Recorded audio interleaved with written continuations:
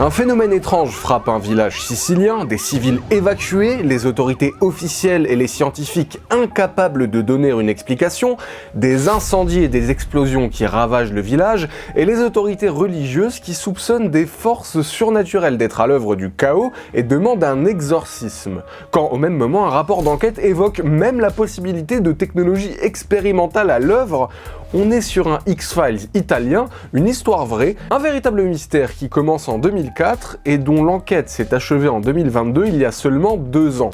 J'ai contacté l'un des enquêteurs principaux choisis par le gouvernement italien à l'époque, qui m'a fourni des informations supplémentaires que je vous présenterai exclusivement dans cette vidéo, et qui, je dois le dire, rendent ce cas encore plus bizarre. Bonjour, je suis Sylar, sur cette chaîne j'aime vous raconter des histoires extraordinaires, et le cas d'aujourd'hui colle parfaitement à cette définition. Juste avant de commencer, je vous présente le sponsor qui soutient la chaîne depuis plusieurs années, c'est CyberGhost VPN. Il s'agit du sponsor long terme qui permet à cette chaîne de produire des vidéos et des enquêtes plus longues comme celle-ci, et c'est le VPN que j'utilise personnellement. Un VPN, c'est un outil qui vous permet de naviguer sur internet de manière sécurisée, et grâce à CyberGhost VPN, vous pouvez facilement masquer votre adresse IP et chiffrer vos données. L'interface est claire et rend CyberGhost VPN très facile à utiliser chez vous ou bien depuis un Wi-Fi public, que ce soit dans un café, une gare ou bien ailleurs. Moi je l'utilise systématiquement quand je pars en tournage par exemple, mais je l'utilise aussi pour trouver des informations et des sources bloquées dans certains pays quand on les consulte depuis la France ou l'Europe,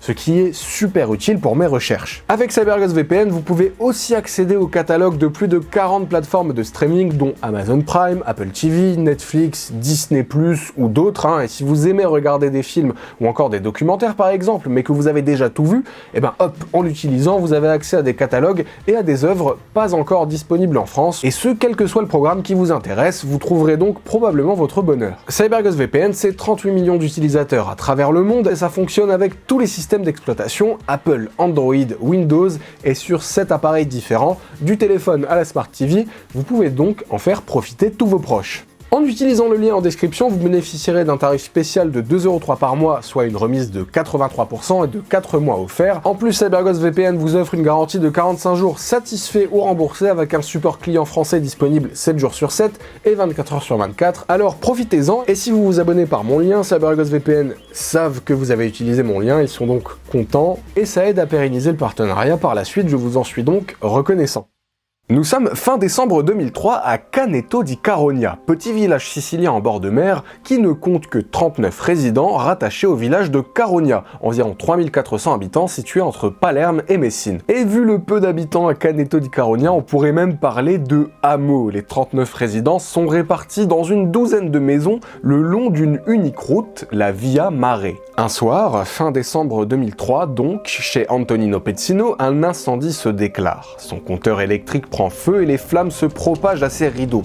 Franchement, on frôle la catastrophe. Il arrive heureusement à maîtriser l'incendie, sauf que quelques jours plus tard, le phénomène recommence. Cette fois, c'est un ventilateur dans sa cuisine qui s'enflamme, puis sa télé, puis d'autres appareils à des endroits différents de sa maison qui prennent feu, comme ça, pouf, sans raison apparente. Bon, là ça commence à être inquiétant, surtout qu'Antonino vit avec son épouse Maria et leur enfant Giuseppe. Imaginez que la maison prenne feu pendant qu'ils dorment, bon bah ce serait évidemment dramatique. Alors Antonino réfléchit. Il se dit que leur maison, bon bah il l'a quand même construite dans les années 80 avec son père. A priori, c'était du travail bien fait, mais bon, peut-être qu'avec le temps, un défaut électrique a pu s'installer. En tout cas, c'est l'explication qui lui semble la plus logique. Alors en janvier, une fois le nouvel an passé, il change tout le câblage et il pense l'incident terminé. Il ne fait en réalité que commencer. Après plusieurs jours, d'autres habitants donnent l'alerte parce qu'ils vivent un enfer. Leur compteur électrique saute et le courant est coupé sans raison apparente. Dans le même temps, comme pour Antonino, leurs appareils électroménagers et même leurs interphones prennent feu, selon eux de manière tellement soudaine que c'est inexplicable. Dites-vous bien qu'on parle de machines à laver, d'aspirateurs, de télévision, de cuisinières, de frigos, parfois même des chargeurs de téléphone qui prennent spontanément feu, et il suffit que ce feu se propage et attaque par exemple un matelas, pour qu'une pièce entière brûle et qu'une maison soit rendue inhabitable. Et pour les gens de Caneto, c'est une catastrophe. Ils ont pour la plupart bâti eux-mêmes leur maison, ou l'ont fait construire par des amis, et y vivent depuis des décennies. Et voilà que, les unes après les autres, elles prennent feu. Et puis, les habitants se rendent compte que le problème n'est pas lié qu'à leur domicile. En fait, dans le village, les câbles électriques eux aussi prennent feu. Bon, là la situation devient vraiment dangereuse. Les pompiers sont envoyés sur place, et ni une ni deux, les autorités décident de couper le courant dans les endroits qui étaient encore alimentés en électricité, le temps de justement comprendre ce qu'il se passe. Je vous laisse imaginer le chaos, franchement, entre les incendies, les pompiers qui gèrent la situation, certaines personnes qui fuient leur domicile complètement détruit. Alors bien sûr, on se demande face à tout ça, qu'est-ce qui se passe ? Tout le monde pense à un problème électrique majeur, et là ils se disent que c'est peut-être lié à Enel, qui est le fournisseur d'électricité qui produit et distribue l'électricité et le gaz en Italie. Sauf que Enel, qui est en contact avec les autorités, coupe l'électricité au village, mais les incidents continuent. Là la situation devient vraiment dangereuse et potentiellement incontrôlable. Alors Pedro Spinato, c'est le maire de Caneto, il demande à une dizaine de familles d'évacuer. On a donc toute une zone en état d'alerte. 16 familles suivent les conseils du maire et décident d'évacuer pour aller se réfugier chez des parents ou bien des amis, le temps qu'on en sache plus sur la situation. De toute façon, 12 d'entre elles ont déjà tout perdu parce que leur maison a pris feu. Un groupe de géologues arrive de Rome et se penche sur la seule hypothèse plausible envisagée à ce moment-là, un phénomène de nature électromagnétique sous leurs pieds. Mais alors que les scientifiques commencent leur travail, une fois la nuit tombée, 5 nouveaux incendies se déclarent avec pour départ de feu des appareils électroménagers qui étaient pourtant débranchés. Pour les habitants de Caneto, là vraiment trop c'est trop, il faut que l'enquête avance. Alors oui, les autorités se penchent sur un étrange phénomène électrique ou électromagnétique, mais du côté de la population, certains se disent que quelqu'un pourrait être derrière tout ça. Les habitants se rassemblent avec des policiers pour surveiller une dizaine de maisons touchées par les incendies. Là, plusieurs rumeurs circulent. Selon le maire, même les rumeurs les plus surnaturelles, puisque certains racontent qu'un esprit irait de maison en maison pour mettre le feu aux objets, un peu à la manière d'un poltergeist. Pour justifier ces rumeurs, il rapporte le témoignage de Gianfranco Allegra, du Centre italien d'expérimentation électrotechnique, qui déclare au journal Corriere della Sera qu'il a vu, je cite son témoignage, un fil électrique au sol qui n'était pas branché au réseau s'enflammer de manière inexplicable. Lorsqu'il a rapporté l'incident à ses supérieurs à Milan, on lui a dit de se ressaisir, un peu comme une petite tape derrière l'épaule, sous-entendu que ça n'était pas possible. Bon, par définition, il faut faire attention avec les rumeurs. Et d'autres, plus sceptiques, soupçonnent plutôt la ligne ferroviaire de Messine à Palerme. En fait, ils pensent que le courant pourrait s'accumuler dans les voies et se propager par un espèce de moyen étrange, mal compris, jusqu'à chez eux. Ils pensent ça parce que, détail très intéressant, les maisons concernées par les incendies se trouvent toutes dans une zone de 350 mètres sur 70 mètres entre le rivage et la voie ferrée. Des habitants se disent alors que c'est lié à la voie ferrée. Ils décident de s'asseoir sur les rails pour protester, ce qui pousse la Société des chemins de fer d'Italie à arrêter tous les trains et couper le courant pour la nuit jusqu'au lendemain, sauf que les incidents continuent encore de se produire à Caneto. La piste de la voie ferrée est donc écartée. 3 semaines passent. 3 semaines dans la peur, ceux qui sont restés chez eux n'osent plus dormir en même temps pour ne pas risquer d'être tous endormis si jamais leur maison prend feu. Les ingénieurs sur place qui ont examiné les câbles, les fils, les installations électriques ne relèvent rien d'anormal. Face au danger qui continue et à l'absence de solution, le maire pense à évacuer tout le village. Dans le même temps, les autorités religieuses appellent à faire bénir les lieux et exorciser l'endroit. Mais vers mi-février, après 1 mois à vivre l'enfer, le village respire. Les incidents s'arrêtent aussi mystérieusement qu'ils ont commencé. Les experts, après avoir continué leurs enquêtes, attribuent le phénomène à des interférences électrostatiques provenant des pylônes électriques qui ont fini par provoquer les incendies. Le maire décide de rétablir le courant, les habitants reviennent petit à petit, plusieurs semaines passent, sans nouveaux incidents, jusqu'au 16 mars. Bon, là vous savez ce que je vais vous dire, oui, le phénomène recommence. Les incendies reprennent et le maire, complètement dépité, déclare simplement aux médias que ça recommence, qu'ils sont de retour au point de départ, sans la moindre piste. Enel coupe de nouveau l'électricité au village et le relie à un générateur électrique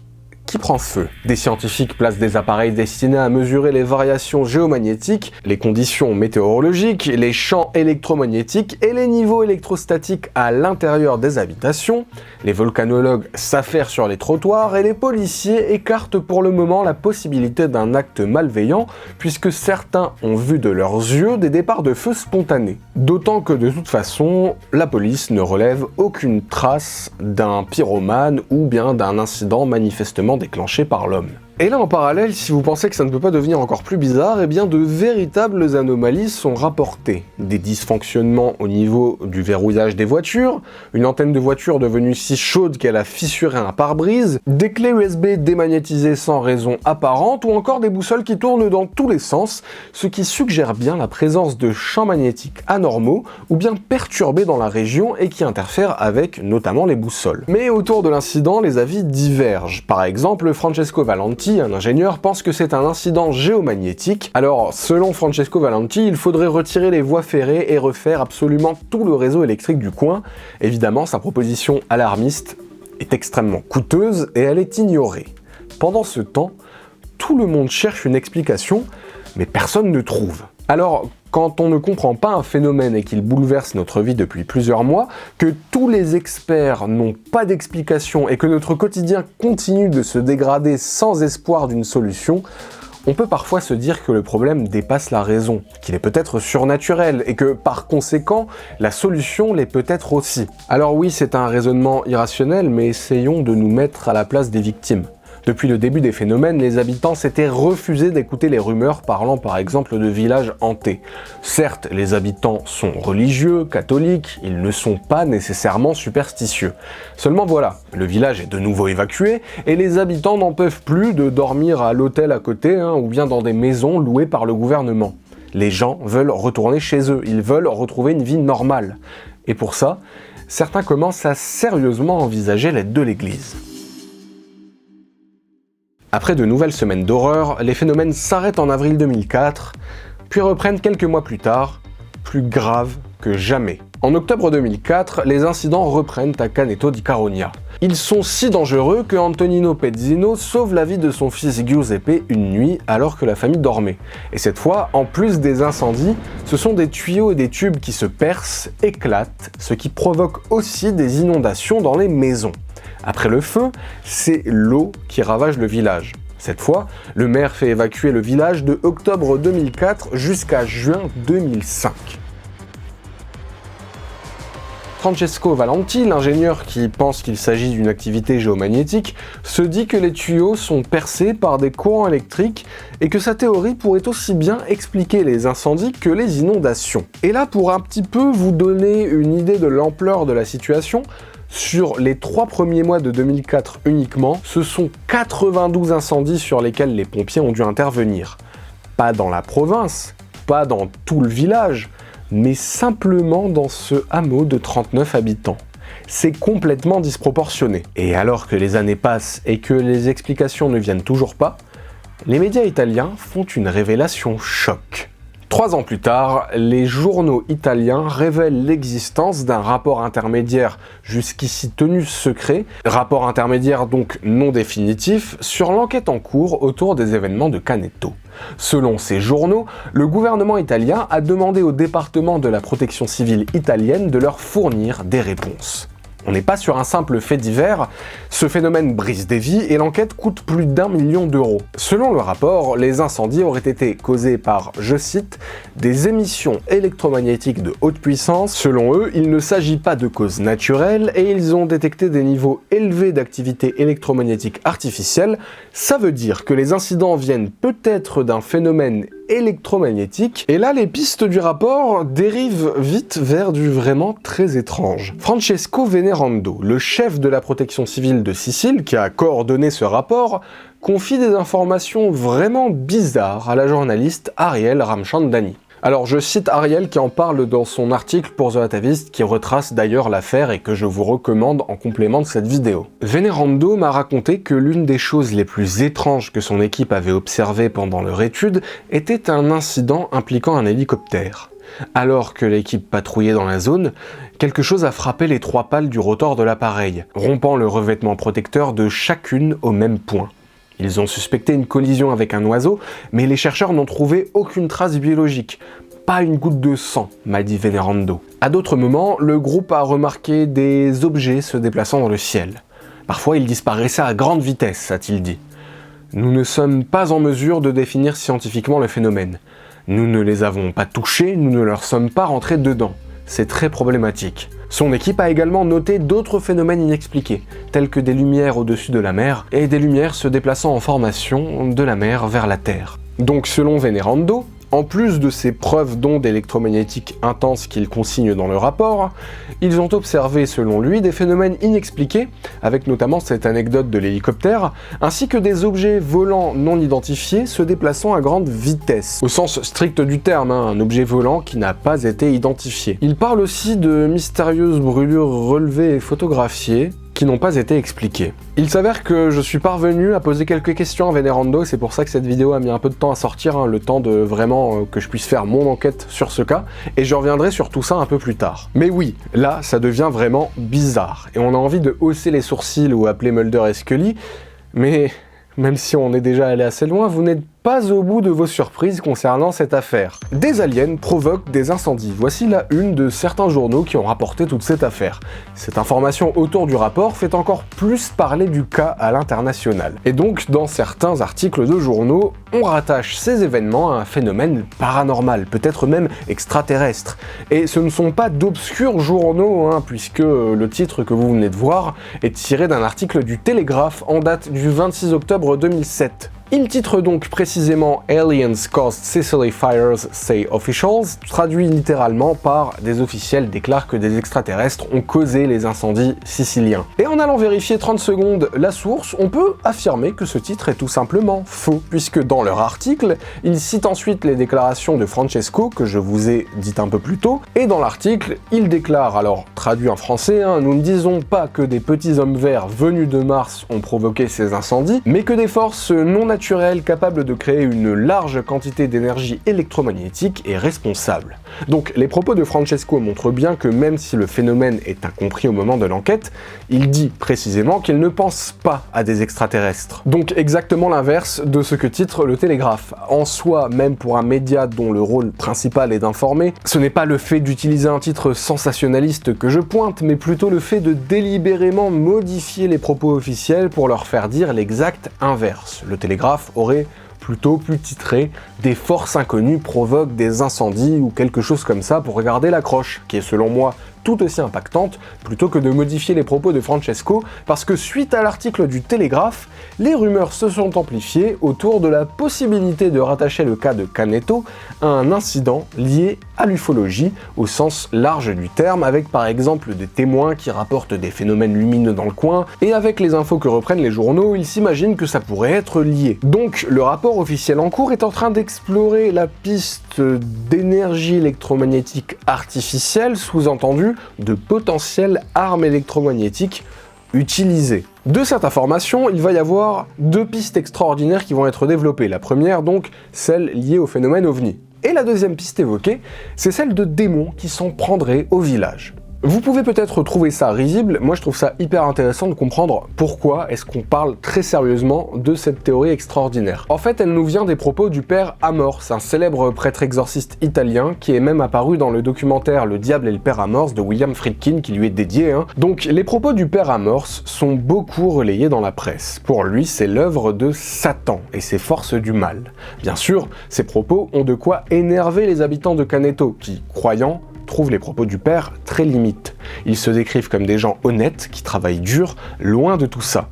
Et quand on regarde sous quel axe cette affaire est rapportée à l'époque, on remarque effectivement une emphase qui est mise sur le côté maudit du village, qui serait sous l'emprise de forces diaboliques, et pour appuyer ça, ce sont les propos du père Amorce qui reviennent d'une publication à l'autre. Ce côté sensationnel fait les choux gras des journaux italiens, et ce sont ces mêmes informations qui sont reprises par la suite par la presse internationale quand le cas devient public. Et ce village frappé par des départs de feu inexpliqués devient petit à petit le village sicilien attaqué par les forces du mal d'un côté, les extraterrestres de l'autre. En tout cas, c'est comme ça que le vend la presse, et ce sont donc les arguments qui viennent alimenter les discussions de village ou de café quand ce cas est mentionné. Mais voilà, en parallèle, les années passent, et à côté de toute cette exposition médiatique entre les ovnis, les démons et le reste pour le plus sensationnel, des enquêteurs commencent à sérieusement s'intéresser à l'affaire et aux pistes évoquées par le rapport d'enquête. Il y a déjà le Skeptical Inquirer, un groupe de sceptiques qui publie un article en 2004 sur le sujet en constatant que les rumeurs autour de l'affaire sont effectivement amplifiées par la presse, et ils restent prudents dans leurs conclusions en invitant à suivre plutôt ce qu'en dira donc l'enquête officielle. Des journalistes commencent à creuser et reprendre les éléments, et déjà ce qui est important à souligner, c'est que tous ces incidents endettent très sérieusement le village. Par exemple, l'hôtel où sont logés les habitants en urgence, le Zamaria, se plaint d'un énorme manque à gagner à cause des dépenses liées à l'accueil des habitants, ainsi que le tourisme qui est complètement anéanti dans le coin à cause de ça. L'hôtel demande 100 000 $ au gouvernement italien, ainsi qu'au maire en dédommagement, parce que les frais, pendant ce temps, ils continuent de s'additionner. D'ailleurs, la mairie est inondée de lettres. Plein de gens envoient des courriers à la mairie pour essayer de proposer leurs explications. Vous pouvez voir sur la photo le nombre de courriers envoyés. En fait, ça montre que ça a vraiment passionné les locaux, cette histoire. Et il y a vraiment toutes les possibilités, même les plus improbables, qui s'y trouvent. Certains disent que les incendies seraient en fait une hallucination collective. Un certain Robert Fritzius, un ingénieur à la retraite, évoque, lui, que ça pourrait être des gaz volcaniques sous le village qui auraient pu provoquer des incendies spontanés, notamment à cause de failles souterraines dues à la présence de l'Etna ou encore des îles éoliennes qui sont pas très loin. Et on voit donc des gens de tout horizon, même des journalistes à l'international, qui envoient des courriers sur ce mystère qui dure pour essayer de trouver des pistes d'explication. Tout ça continue jusqu'en 2007. Là, le gouvernement décide de mettre fin à l'enquête qui est trop coûteuse. Au moment où l'enquête est fermée par le gouvernement, la théorie de la commission d'enquête est que des ondes électromagnétiques très puissantes venant de la mer étaient responsables des incendies. Des ondes électromagnétiques provoquées par quoi ou bien par qui ? Eh bien, l'enquête est close avant d'y apporter une réponse. Les journalistes contactent des scientifiques par la suite, mais eux trouvent cette piste assez peu crédible. Malheureusement, aucun rapport complet ne ressort de l'enquête. C'est notamment pour ça que quand vous voulez vous renseigner dessus, même aujourd'hui, eh bien ça part dans tous les sens, les informations les plus sensationnelles sont mises en avant, mais quand on veut un peu creuser, qu'est-ce que disait concrètement le rapport d'enquête, on trouve pas. La vie à Caneto finit par reprendre. Après des années, les habitants n'ont eu aucune réponse à leurs questions et aux événements terribles qu'ils ont vécus. Heureusement, certains habitants ont reçu des sommes importantes en guise de dédommagement, puisqu'ils ont perdu leur domicile, et ils ont même tout perdu pour certains. Mais des années plus tard, en 2014, il y a eu un énorme retournement de situation. Les incendies recommencent.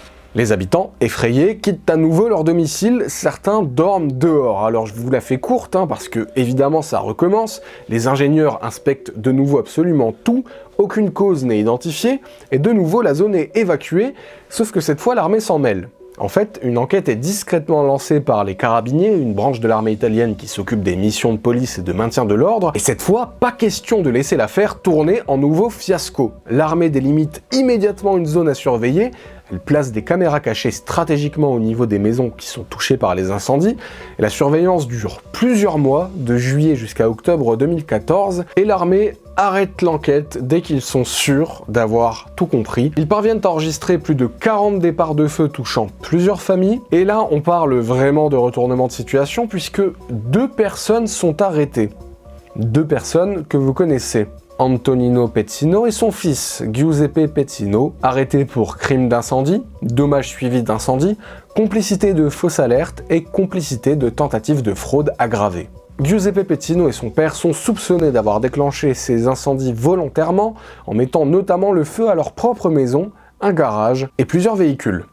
Les preuves montrent que Giuseppe était souvent seul juste avant que les incendies ne commencent, et ils ont fait ça pour reproduire les phénomènes de 2004 et 2007. On le sait parce qu'ils avaient été mis sur écoute par les enquêteurs et ils en parlaient. Les enquêteurs ont donc appris que les Pezzino faisaient ça pour frauder et obtenir des compensations financières pour essayer de faire passer ces incendies comme des catastrophes naturelles ou bien des événements inexpliqués, histoire de relancer l'enquête et être dédommagés comme d'autres dans cette affaire.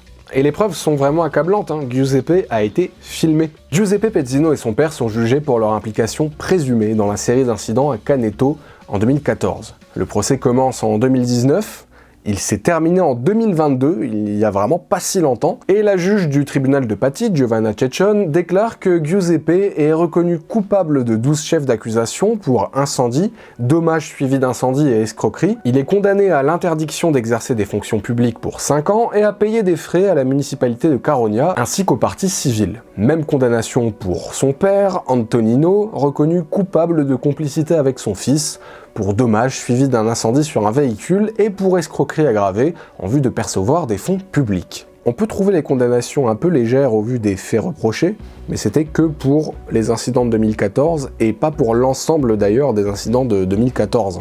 Et voilà, c'est tout en fait. Les incidents débutés en 2004, eux, et pour lesquels l'enquête fut arrêtée en 2007, demeurent officiellement sans réponse. Vous avez tous les éléments essentiels autour de l'affaire. Pour les autorités, affaire conclue, ce sont des pyromanes pour 2014.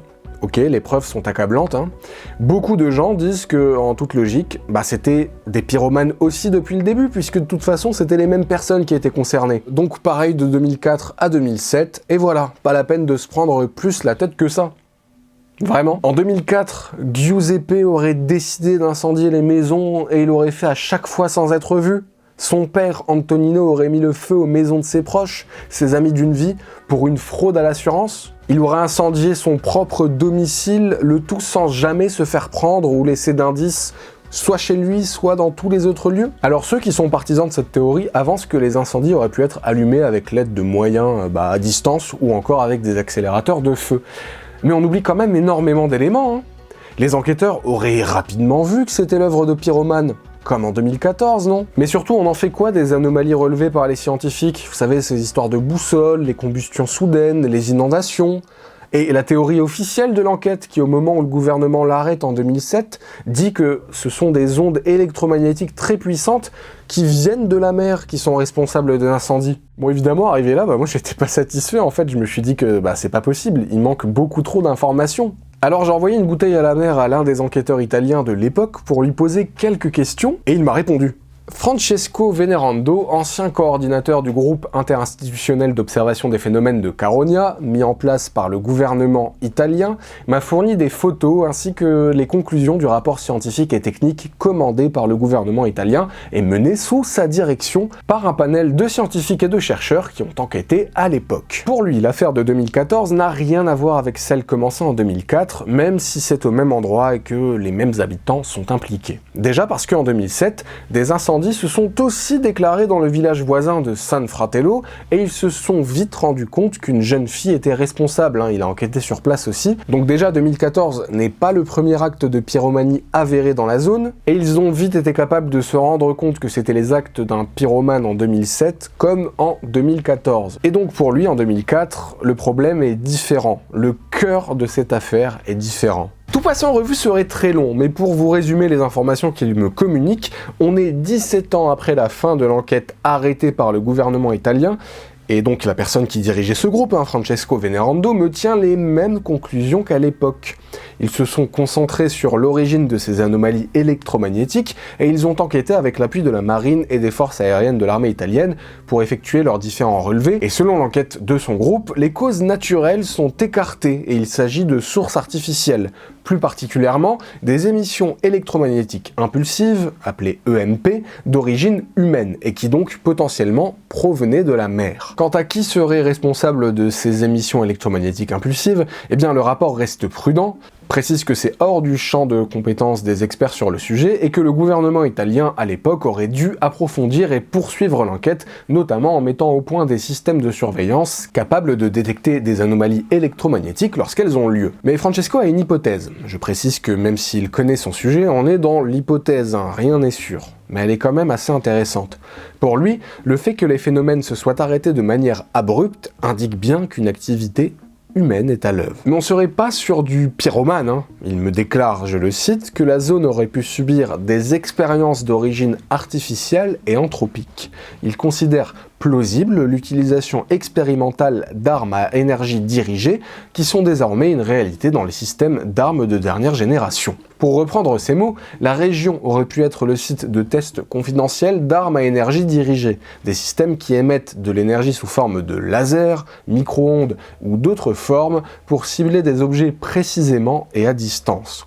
Pour appuyer son hypothèse, il m'a envoyé beaucoup de documentation, ainsi que les conclusions de son enquête, et des photos, ainsi qu'un article italien qui date de l'an dernier et qui titre « La Chine a développé un supergénérateur capable d'alimenter des armes laser et à énergie dirigée ». Et effectivement, de telles technologies existent bel et bien, mais elles n'étaient pas aussi perfectionnées à l'époque. Ce qui est intéressant, c'est que cette théorie revient dans la presse italienne, pas plus tard que ce 10 mars 2024. Un article cite les événements de Caronia et cette hypothèse, cette fois, pour discuter du danger potentiel de ce type d'armes sur nos infrastructures, armes qui pourraient notamment endommager les installations sous-marines et notamment donc endommager Internet par exemple. Mais regardez, Francesco m'a également envoyé d'autres photos de l'enquête pour argumenter son hypothèse. Là vous pouvez par exemple voir les fameux détails des dégâts qui ont été causés au pal de l'hélicoptère avec lequel il menait donc ces fameux relevés géomagnétiques. Il m'explique que comme je vous l'ai un peu rapporté plus tôt, ils ont bien dû faire un atterrissage forcé et 3 des 4 pales de l'appareil avaient été frappés par quelque chose, ils n'ont jamais su quoi. Il précise aussi dans une interview qu'il m'a joint que le constructeur a dû remplacer toute la conductivité électrique à l'intérieur du véhicule. La photo a été prise par un résident de Caneto alors que l'appareil était encore en vol avant l'atterrissage forcé dû à une perte de puissance. On y voit un objet sombre à quelques centaines de mètres derrière la queue de l'hélicoptère. Bon, corrélation n'est pas causalité évidemment, c'est sous-entendu que un potentiel appareil non identifié aurait pu utiliser cette technologie pour s'en prendre à eux. De fait, effectivement, on voit juste, même si c'est très curieux, effectivement, quelque chose pas très loin de l'hélicoptère. Il m'envoie également cette photo qui montre le terrain situé à presque 3 km de Caneto, un peu sur les hauteurs, terrain sur lequel on trouve par exemple une centaine de plantes appelées Ampelodemos avec les racines qui sont entièrement carbonisées et des milliers de feuilles qui présentaient selon lui des traces évidentes de combustion avec les mêmes caractéristiques que les câbles électriques brûlés dans les maisons de Caneto, et il me joint également une photo des câbles brûlés. Et cette zone sur le terrain, c'est une zone assez difficile d'accès, et rien d'autre sur ce terrain donc n'a été touché par les combustions. Pour appuyer ça, ces photos montrent selon lui l'impact de puissantes énergies concentrées pendant de courts instants, mais avec assez de chaleur pour provoquer une combustion.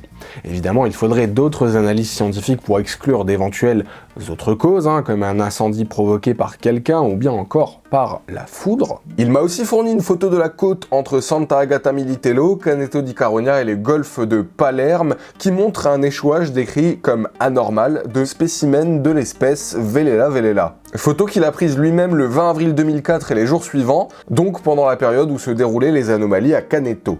L'hypothèse voudrait que cela pourrait donc être lié, mais sur Wikipédia, je lis qu'on peut les retrouver échoués par milliers le long des plages au printemps et au début de l'été après une tempête. Alors je ne suis pas parvenu à retrouver la météo exacte sur la période du 20 avril 2004, mais j'ai constaté qu'un échouage similaire avait eu lieu les 7 et 8 avril 2015 à Villafranca Tirrena, sans qu'il y ait eu de tempête niveau météo, et à la même période de l'année, donc en avril, ce qui montre que ce genre de choses arrive de temps en temps en Sicile et dans cette zone, et il aurait donc fallu prouver que celui du 20 avril 2004 était lié au phénomène de Caneto, ou bien provoqué par eux.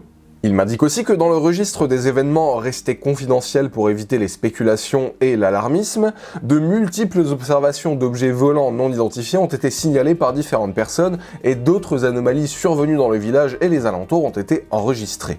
Quand je lui ai demandé de nous expliquer rapidement pourquoi l'enquête a été arrêtée, comment est-ce qu'ils ont pu déduire que la source du signal venait de la mer et comment est-ce qu'ils sont arrivés à cette hypothèse, il m'a réexpliqué ce qu'il a déjà dit publiquement. Je me permets de le citer pour ne pas déformer ses propos. L'arrêt est incompréhensible du point de vue institutionnel puisque nous étions face à une situation d'urgence qui a conduit à l'évacuation complète des résidents de Caneto pendant plusieurs mois. Pour l'enquête, nous avions une station centrale de surveillance et télésurveillance dans un immeuble que nous avons dû libérer à la demande du propriétaire privé. Nous avons alors immédiatement conçu un projet de recomposition de la station dans un container ou bien un préfabriqué à placer sur la place de Caneto, à quelques dizaines de mètres plus à l'ouest. Et à cette occasion, sur la base des évaluations effectuées, nous avons également vraiment conçu un renforcement du système de surveillance électromagnétique. En fait, nous voulions également placer d'autres stations dans certaines des îles éoliennes et un peu plus à l'arrière de Caneto. Sauf qu'après le retrait des équipements de l'immeuble principal, tout s'est arrêté. Voici nos conclusions au moment où l'enquête a été arrêtée. Les phénomènes sont d'origine non naturelle, conclusion à laquelle nous sommes parvenus après de nombreuses campagnes de mesure et de vérification effectuées en vol, sur terre, près du bâtiment de Caneto, sur la voie ferrée, sur tout ce qui transmet et reçoit dans un rayon de 5 km centré sur Caneto, dans les territoires de Caronia et en mer. Nous avons considéré plausible l'hypothèse que la zone ait été impliquée par des émissions impulsives électromagnétiques de grande puissance concentrée, sur le point source duquel il nous a été matériellement empêché de poursuivre l'enquête scientifique. Une quantité d'anomalies rapportées dans un registre spécifique que j'ai ordonné de rédiger et de mettre à jour constamment, plus de 400 anomalies et témoignages enregistrés, pas seulement dans le bâtiment de Caneto mais dans une vaste zone territoriale, nous a conduit à nous concentrer sur l'hypothèse plausible de l'origine électromagnétique, sans exclure la possibilité d'expérimentation dans cette zone. Quand on lui demande si ces expérimentations pourraient être de nature militaire, il répond que ça ne relevait pas de leurs compétences, ce serait à un autre organe de l'État de mener l'enquête. Eux, ils devaient simplement déterminer la possible origine des phénomènes sous l'angle exclusivement technique et scientifique. On peut trouver ça étrange que l'enquête a été interrompue un petit peu comme ça, et donc on pourrait se demander est-ce que ils ont été incités à clore cette affaire. Il répond simplement « je m'en tiens aux faits ». On nous a simplement arrêtés. Voilà, Francesco répond vraiment avec beaucoup de prudence, et pour conclure, je lui ai demandé s'il pensait que l'enquête qu'il a menée en 2004 avec son groupe pourra être reprise un jour, ou si elle restera indéfiniment une affaire non résolue. Voici sa réponse. Je crois que cette expérience d'observation menée par le groupe interinstitutionnel d'observation des phénomènes de Caronia que j'ai coordonné a été conclue et ne peut pas se répéter dans les mêmes conditions et avec les mêmes participations institutionnelles. Personne ne peut prévoir si à l'avenir et dans d'autres lieux des phénomènes similaires pourraient se reproduire, comme cela a déjà eu lieu en Italie et à l'étranger. Là, on a surtout plein d'éléments curieux qui présentent en apparence les mêmes caractéristiques. Selon lui et sa commission d'enquête à l'époque, tous ces indices font partie potentiellement d'un même phénomène qui aurait également provoqué ce qui s'est passé au village de 2004 à 2007, phénomène qui impliquerait l'utilisation d'armes électromagnétiques. Je rappelle encore une fois qu'on est dans l'hypothèse, mais je trouve qu'en tout cas, ça montre bien l'étrangeté de ce cas qui est par définition fortéen. Il s'est passé quelque chose de vraiment bizarre à l'époque, et c'est vraiment dommage que l'enquête ait été fermée avant qu'il y ait de véritables conclusions. Dans son hypothèse, aucun responsable n'est désigné, mais admettons que ça soit l'armée d'un autre pays que l'Italie par exemple. Je me demande quand même quel intérêt ils auraient à prendre le risque de tester des technologies potentiellement expérimentales sur une population d'un village minuscule, plutôt que de faire des tests sur une grande zone militaire sécurisée. Je vois pas la nécessité qu'ils auraient eu de tester ça sur un petit village italien, plutôt que de faire ça, encore une fois, je sais pas, dans leur département R&D, recherche et développement. Surtout avec les conséquences potentielles et le scandale potentiellement géopolitique si jamais il se faisait repérer. En gros, je me pose encore plus de questions. Mais bon, le plus étrange, c'est que cette hypothèse est poussée pas que par Francesco, mais par la commission d'enquête de l'époque, sous la tutelle du gouvernement italien, qui explorait principalement cette piste au moment où tout a été arrêté en 2007. Piste qui avait été jugée peu probable par certains scientifiques quand des journalistes les avaient questionnés. En tout cas pour moi, si l'affaire de 2014 est close, celle de 2004 continue toujours, parce que le mystère est toujours là, mais on n'aura peut-être jamais de réponse claire. En tout cas, les habitants ne connaissent toujours pas la vérité sur les phénomènes de 2004. Ils ont quand même reçu des dédommagements pour calmer le jeu, et la condamnation récente des pyromanes pour l'affaire de 2014 montre bien que toute cette histoire a encore des conséquences aujourd'hui, donc allez savoir à l'avenir ce qu'on saura autour de tout ça. Je remercie sincèrement Francesco pour avoir accepté de nous fournir ces informations et de m'avoir permis de vous les partager surtout. Je pense que je viens de vous raconter une affaire véritablement extraordinaire et déjà je suis pas journaliste, vous savez que je suis avant tout un conteur d'histoire. Donc moi j'arrive au bout de ce que je pouvais vous raconter tout seul, mais j'invite toute personne qualifiée ou curieuse à reprendre cette affaire qui est vraiment étrange, et à tous les scientifiques calés sur ces sujets ou journalistes qui ont pu regarder cette vidéo jusqu'au bout, à commenter. Est-ce que la commission d'enquête à l'époque traquait une chimère et ont mal interprété certains éléments? Est-ce qu'il y avait vraiment des éléments probants?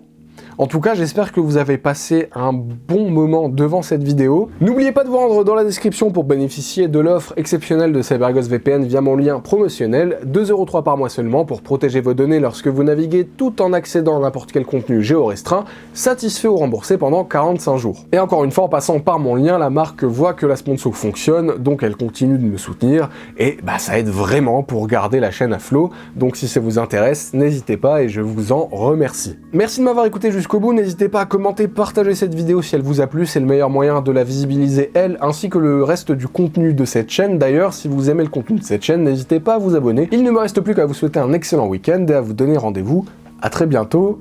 Au revoir.